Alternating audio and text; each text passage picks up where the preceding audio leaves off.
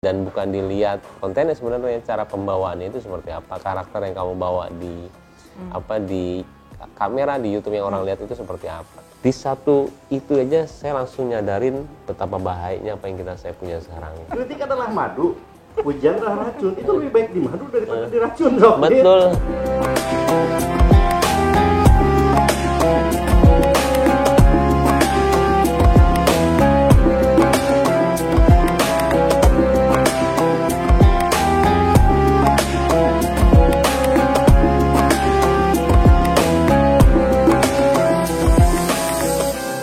Assalamualaikum warahmatullahi wabarakatuh. Apa kabarnya semua nih teman Amburani Channel? Mudah-mudahan sehat semuanya ya. Dan episode kali ini saya akan ke rumahnya Mbak Im Wong. Nah, kita akan tanya-tanya seperti apa sih kesehariannya, seperti apa sih pembagian waktu antara kerjaan dengan keluarga. Nah, tapi sebelum itu kalian jangan lupa like, comment, subscribe, dan pencet tombol notifikasinya. Oke? Ikutin terus.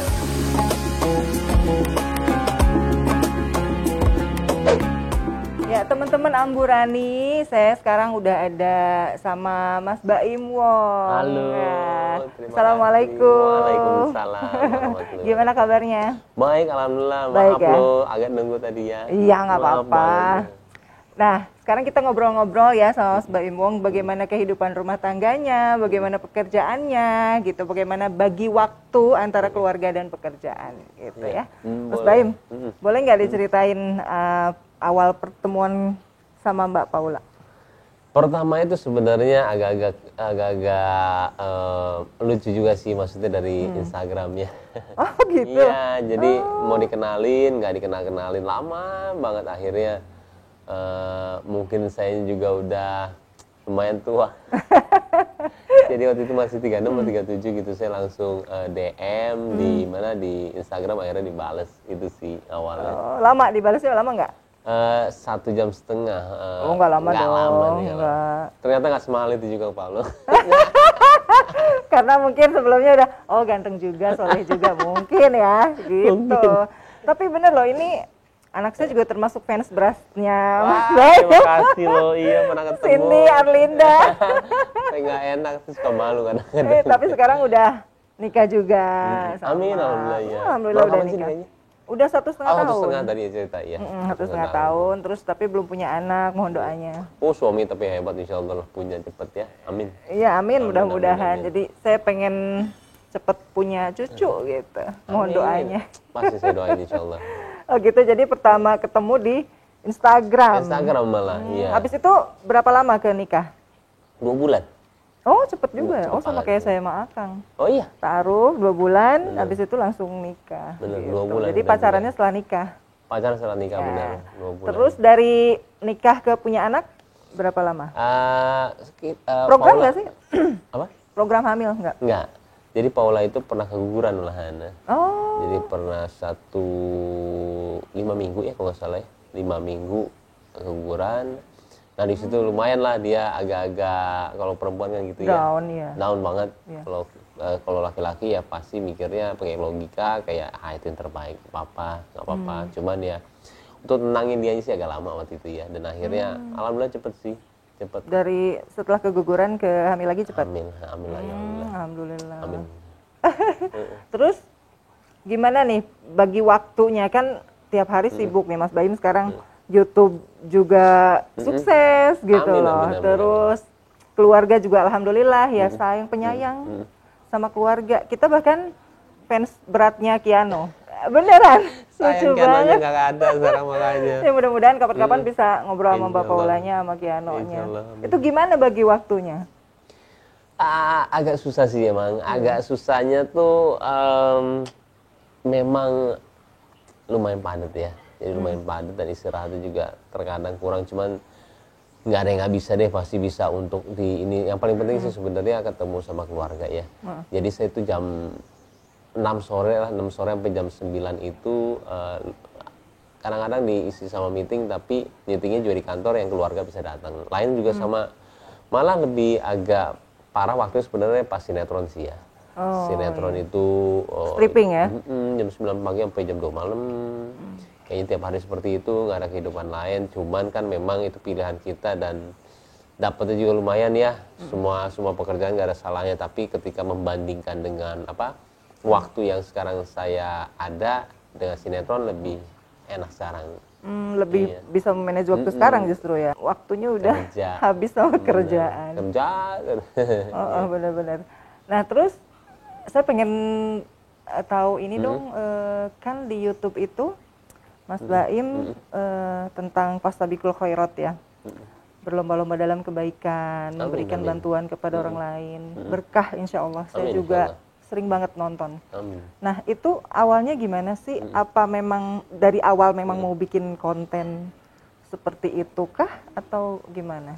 Pertama saya mau post untuk satu video awal tuh malah saya lagi ngerjain sesuatu hal yang mungkin buat saya besar ya, karena saya bikin rumah itu buat 3 keluarga di Banten.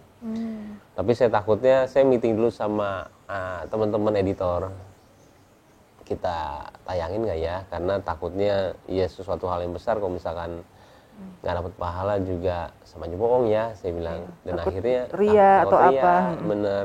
Dan akhirnya waktu itu malah saya nggak post.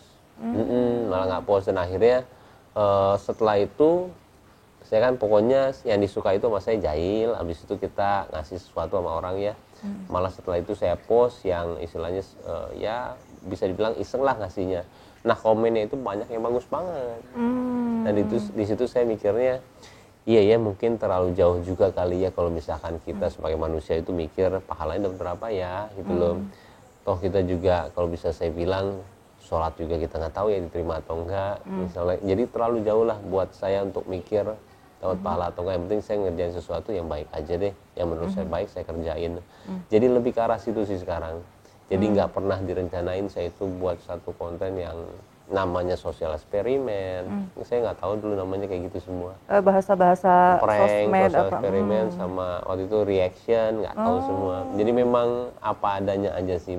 Benar-benar apa yang senang saya kerjain ya saya mau kerjain gitu loh. Makanya terkadang juga YouTuber baru juga kadang-kadang datang ke sini minta ini apa ya yang harus dikerjain ya, kontennya apa ya. Sebenarnya saya bilang salah sih kalau nanya kontennya apa, yang disuka apa, saya bilang. Dan bukan dilihat kontennya sebenarnya, cara pembawaannya itu seperti apa, karakter yang kamu bawa di di kamera, di YouTube yang orang lihat itu seperti apa. Itu sih yang dilihat saya bilang. Kalau konten itu malah sepertinya layer kedua sama ketiganya. Gitu. Bukan nggak ada keringetan ngaco. Ini siapa sih? Tahu ya. Ini saya make up baru. Oh iya. Ya Allah. Tapi jangan sentuh-sentuh, kan bukan muhrim. Apa hari ini muhrim aja. Oh gitu. Lu sering bercanda begini kok dia. Emang begitu Emang dia. jahil loh bener, ampun deh. Apa kan saya duduk di situ ya. Apa? Mas Diki tuh bener loh, ini saya tuh seneng banget maksudnya Mas Diki tuh salah satu keberakaannya malah waktu dulu itu ketika tidak menjadi wakil saya tuh tapi sebetulnya Mas Baim juga hebat loh. Apa tuh? banyak yang minta. Oh, minta nyalon maksudnya nyalon. Oh. Nyalon, terutama di Purwakarta kayak cocok banget. Tapi problemnya kan sekarang sebetulnya wajar karena sekarang banyak masyarakat yang putus harapan dengan pemimpin. Karena pemimpin sekarang kan jago ngomong doang kebanyakan, mohon maaf Pak semuanya. Saya diharapkan orang-orang yang betul-betul bisa action. Mas Baim kan sudah action. Udah action banyak, Anak saya sampai susah. Kayaknya sudah semi wajib deh. Ya apa? Nonton Mas Baim. Sudah semi wajib menjadi ini loh. Tapi Khalifah. tapi sebenarnya juga apa yang dilakukan Mas Diki dulu tuh sebenarnya gambaran saya mengenai apa ya? Karena benar Mas Diki banyak banget ya tawaran. Cuman sesuatu hal yang paling saya bukan tekenin ya, nanya ke orang-orang hebat itu ya kita bilang pejabat lah ya. Saya bilang nanya sama dia, kalau saya jujur apa adanya, saya bakal kaya nggak jadi misal mimpi jadi bupati? Mereka bilang enggak. Dia bilang enggak. Dan di situ saya mikir istilahnya saya istilahnya nggak bohong sih, kita semuanya butuh pekerjaan materi ya. Tapi saya tidak mau menjadi orang yang misal memimpin malah jadi dosa semua yang datang itu loh istilahnya. Karena gangguannya itu banyak banget. Itu sih jadi apa yang dilakukan Mas Diki itu sebenarnya memang ada di dalam situ kenapa-kenapanya yang pasti mau menjadi orang yang jujur sih apa adanya dan tidak mau istilahnya merugikan orang lain.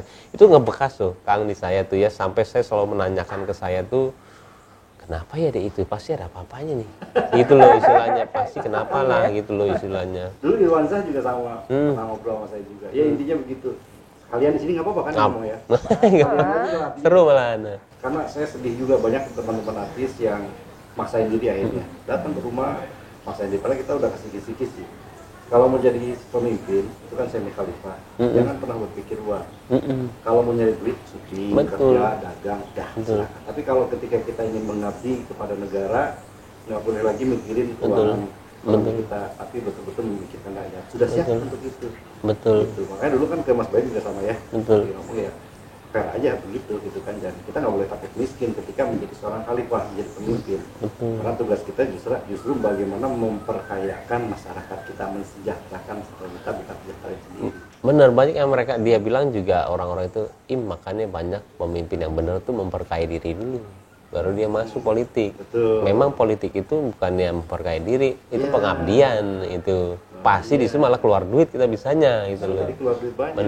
Bener kok, itu bener Pak. Ya saya sih sebetulnya kalau dalam diri saya yang paling hebat itu istri. Makanya ketika Bayi misalnya jadi bupati misalnya gitu ya, harus tanya Paula dulu yang harus siap kuat itu Paulanya. Maka saya kagum sama istri saya, kenapa? Karena dia harus hidup yang tadinya jadi istri pejabat, bu pejabat tuh jadi susah kan. Dia mau pakai mobil diundang sama ibu presiden, datang ke sana pakai mobil sewaan. Mobil sewaannya apa? Mogok di jalan. Udah gitu nggak bisa dibuka. Jadi dibuka itu harus buka kaca dulu baru tek begitu. Karena waktu itu saya drop banget ketika saya mengundurkan diri, saya nggak punya apa-apa. Bahkan anak saya sendiri yang ngapain sama Mas Bayu itu nggak sekolah. Oh iya. Karena nggak ada biaya. Cuma punya uang 30 juta. Gitu. Ya, sampai baru bisa sekolah lagi gara-gara ini. Jadi di keluarga saya uang istri, uang saya, uang istri juga. Jadi saya minta istri kita jual emasnya dijual sama Chinese. Ada Chinese ibu-ibu kita nggak kenal di Garut. Chinese-nya beli, udah dibeli, tiba-tiba dia ngejar gitu mah ya. Ngejar, ibu tadi kalau di agama ibu udah sah kan, ibu jual, aku beli. Ya udah, ini aku kembaliin ya, sekarang aku ngasih. Jadi kasih emasnya gitu. Masih balik lagi. Katanya sampai nangis mulu 3 hari. Saya ngefans banget sama Pak Diki gitu. Terima kasih atas pengabdiannya. Apa yang saya berikan kepada ibu nggak ada apa-apanya dibandingkan pengabdian bapak dan ibu gitu. Saya nangis di situ, ya Allah kok baik banget gitu. Hebat ya. Dan lumayan waktu itu puluhan juta. Hebat ya. Dan waktu itu saya sebetulnya jualan di lokasi syuting sama MD, jual beras, jual dodol. Sempat ditanya, "Kan malu kan?" Jujur saya merasa gengsi, tapi saya sadar gengsi itu lebih bahaya dibandingkan geng motor.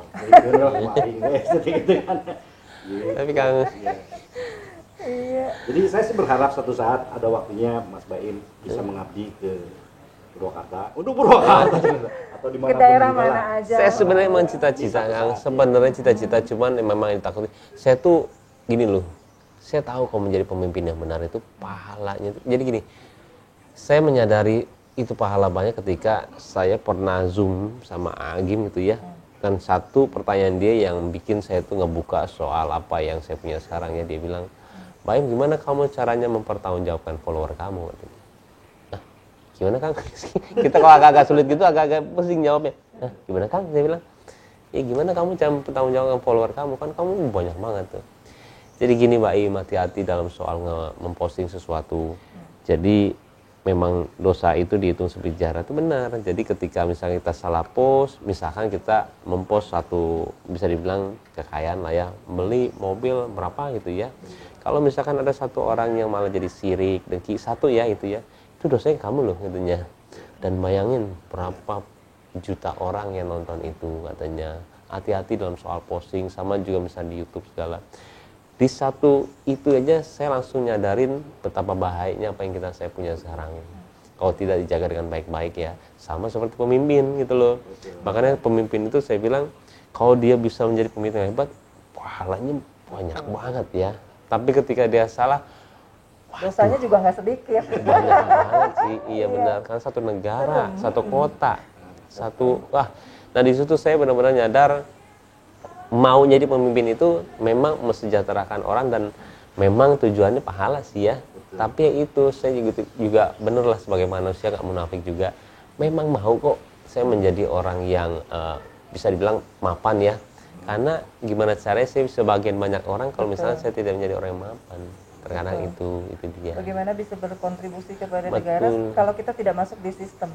Betul. Memperbaiki orang-orang baik harus mau sebetulnya Betul. yang sudah mapan, Betul. yang sudah mampu. Tapi kan kejahatan terorganisir itu hanya bisa Dikalahkan dengan Iya. kebaikan yang juga terorganisir. mudah-mudahan Betul. banyak orang-orang baik yang berkumpul untuk Ya. bisa mengorganisir diri.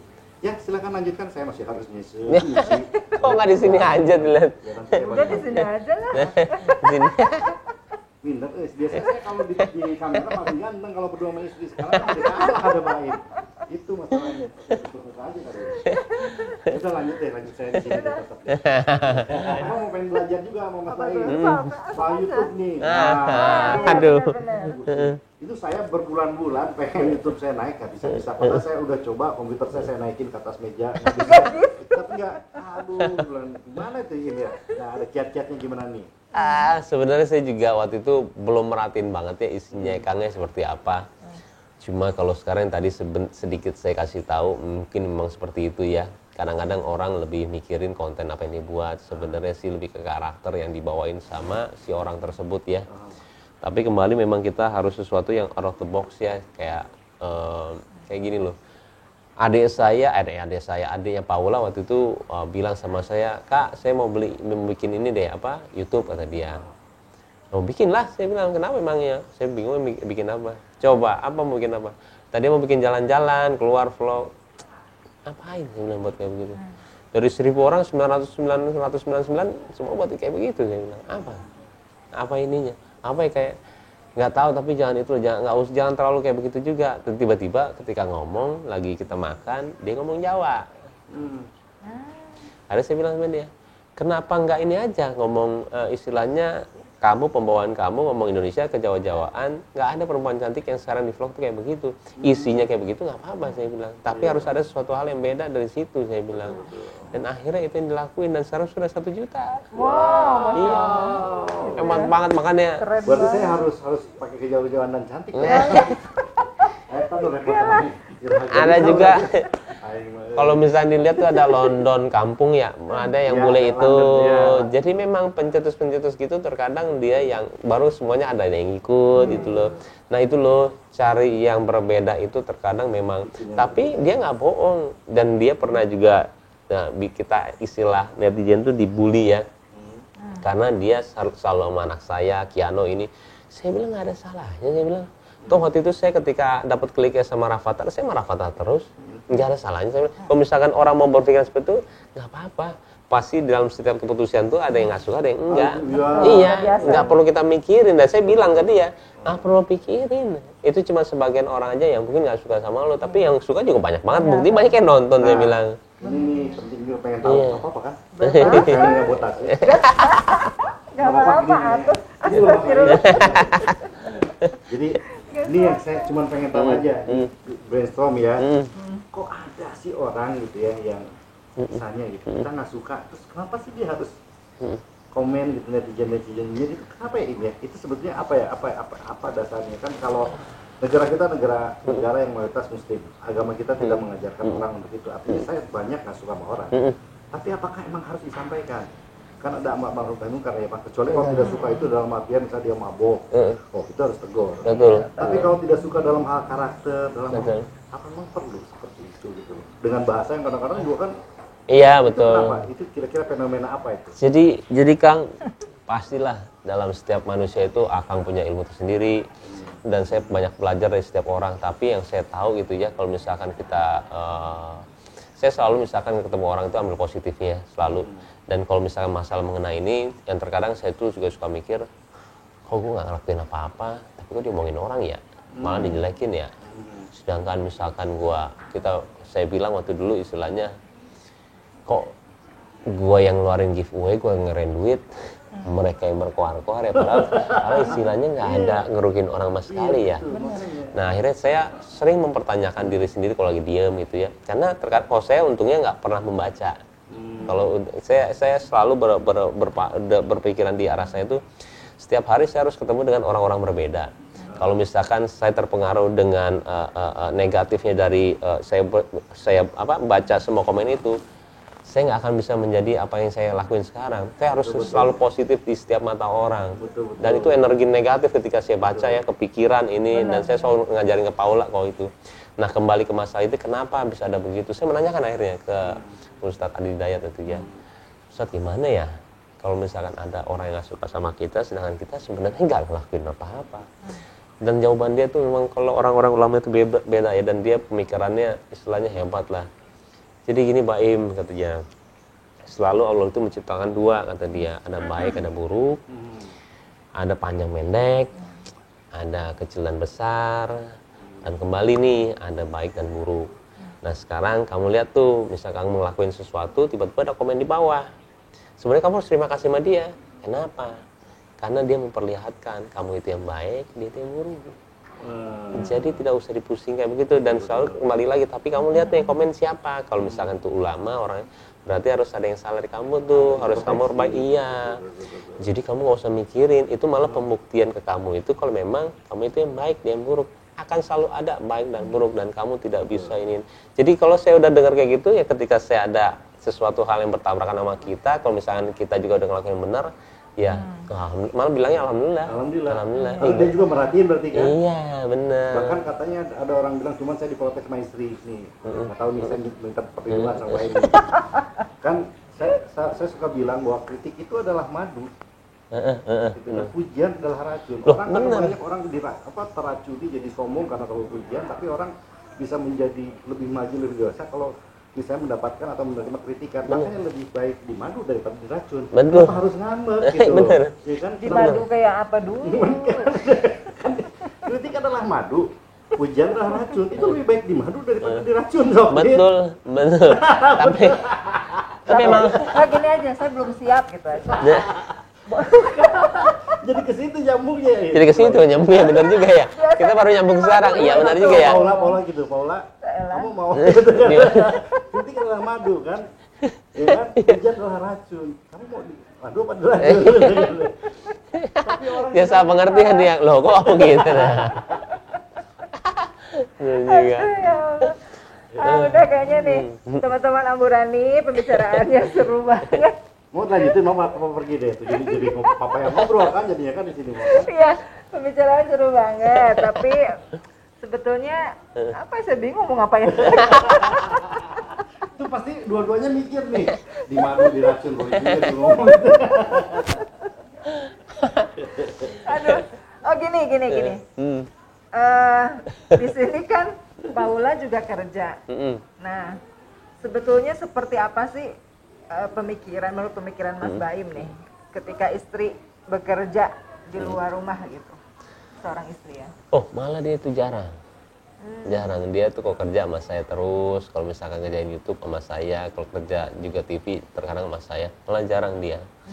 Malah jarang. Jadi kebanyakan dia baru sekarang kayaknya, waktu dulu nggak pernah ada suster. Dia sendiri, dia mau sendiri banget, dan akhirnya ternyata emang nggak gampang sih ini untuk anak ya, untuk sendiri. Betul. Saya baru berapa jam aja istilahnya, memang anak tuh memang perlu ditemenin. Kalau misalkan dia tidak dijejelin gadget ya, memang setiap saat harus ditemenin ya, kemana-mana, gerakannya kemana, takut ini. Dan ternyata memang di situ juga ngeliatnya gak mudah juga sih jadi seorang ibu yang tidak ada ini ya. Jadi memang dia kebanyakan di rumah sih, nggak kerja. Iya. Alhamdulillah. Tapi pendapat Baim mengenai wanita yang kerja di luar bagaimana? Untuk persepsi saya salah dan juga benar. Kalau saya bilang sih, kalau dia asal menjaga ya, saya sih masih nggak apa-apa aja sih, nggak apa-apa buat saya. Iya. Tapi asal jangan membuat jadi suami malas ya. Nah itu atau dia. mengandalkan istrinya yang harus kerja gitu kan. Nah itu dia. Terkadang juga yang menggagalkan ya, yang sekarang gitu ya, perkawinan atau gimana. Saya sih sebenarnya dari dulu sampai sekarang itu menganggap rezeki itu bareng-bareng ya. Saya mungkin banyak yang bilang saya itu kerjanya gila-gilaan, dalam arti gila-gilaan, tapi saya nggak pernah bilang saya kerja keras. Ini rezeki istri, saya bilang. Karena semenjak ada istri saya tuh beda banget hawanya untuk rezeki, apalagi pas ada anak. Walaupun saya yang kerja, saya tadi nggak pernah bilang itu saya ini. Nah, pasti saya bilang rezeki istri. Dan semua orang juga udah tahu kok, gila Im ya ketika lo kawin ini. Iya, saya juga Masya Allah, saya bilang hebat lah. Jadi itu sih kalau saya. Tapi sebentar, kalau gila mah kan dari dulu, yang dulu itu awal-awal, sekarang udah nggak menggila. Udah nggak gila lagi. Udah ketahuan terus. Baru bisa nyamar gimana? Bye. Capek. Udah bisa ngumpet Udah nggak sekarang. bisa. Matanya di mana-mana. Ampun. Tapi kalau Paula cemburuan nggak sih? Agak. Sama lawan jenis atau sama binatang? Atau Agak kalau dia jadi sama hobi. Kan ada istri yang cemburu sama hobi, sama pekerjaan gitu. Cemburunya. agak dia, tapi agaknya nggak parah ya. Jadi terkadang harus dijelasin. Memang pekerjaan kita sih ya, terkadang apalagi kalau misalkan kan kita kadang-kadang lucuan di panggung kan begitu ya. Ya. Kayak misalnya dulu kalau kita suka ganti-ganti cewek atau nggak playboy di panggung, kalau misalkan kita ada ini, kadang-kadang malas si hostnya gangguin istilahnya, oh awas ada baim gini-gini. Nah terkadang kayak begitu itu malah jadi dianya cemburu atau nggak apa, padahal saya bilang dulu lihat aja kayak Raffi ini mah istilahnya bercandaannya gitu loh, ya gitu-gitu. Rapi Jadi contoh. Jarang, Ya, jarang sih. Emang gigi luar biasa itu. Gigi luar biasa. Luar biasa. Keren Rapi ya, tapi gigi luar biasa bener. Gigi ini hebat bener. Keren. Ampun. Saya harus banyak belajar dari Gigi ya. Harus banyak belajar Jangan gigi. belajar. Saya juga cemburuan. Iya. Oh iya. Tapi dulu. Iya. Saya tadi mau belajar sama gigi, tapi saya sadar saya kan laki-laki. Laki-laki. Saya nggak jadi. Ampun. Dulu ini belajar. sama ini juga. Dulu kalau saya misalnya terlalu sering kerja apa gimana cemburu. Nah, jadi cemburu itu kan tidak harus selalu sama lawan seperti gimana, tapi sama pekerjaan. Oh iya benar.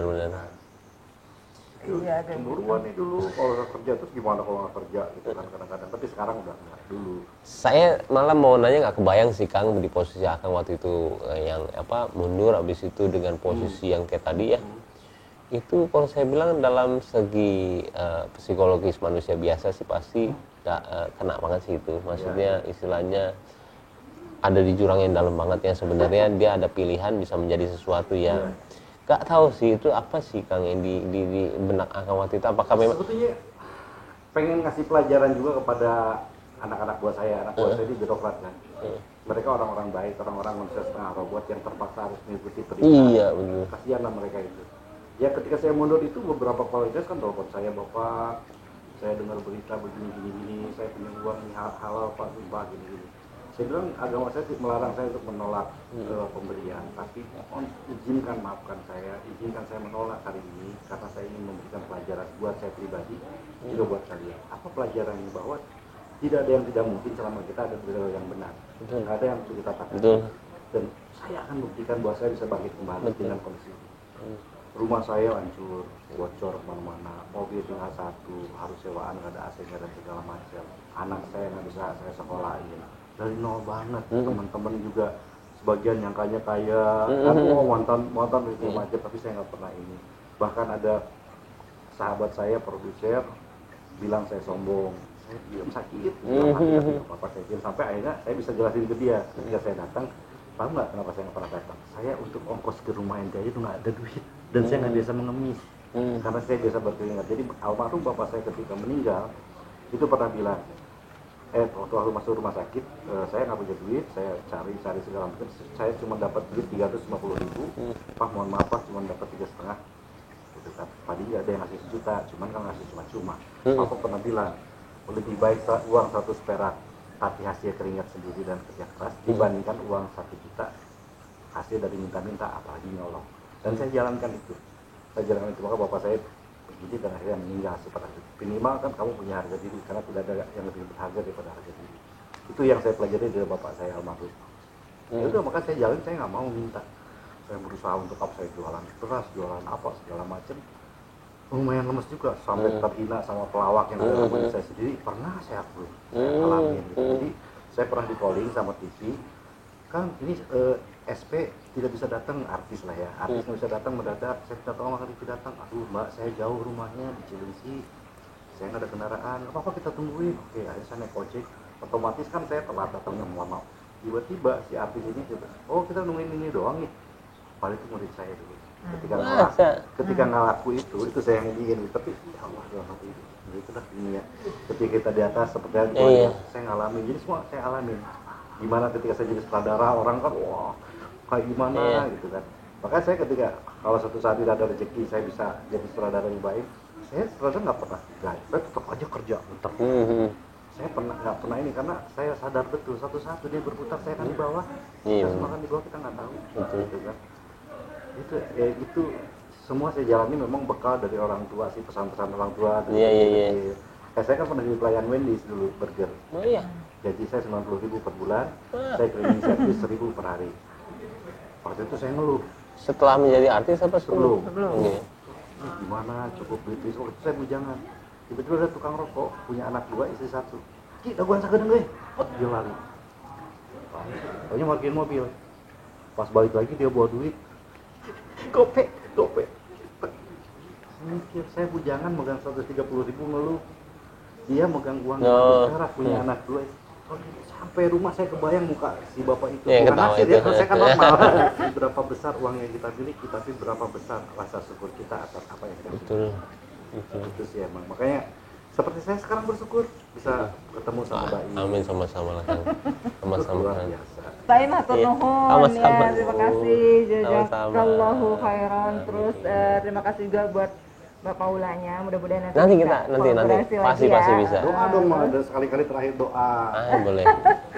Ya pokoknya mudah-mudahan Mbak Im semakin sukses dalam Amin, ya Allah. karirnya, berkah, pokoknya Amin. tetap menjalankan apa ya, kayak tadi saya bilang fastabiqul khairat, terus karena dunia ini memang wal asri innal insana lafi husrin illal ladzina amanu wa amilus solihati wa tawassaw bil haqqi wa tawassaw bis sabr.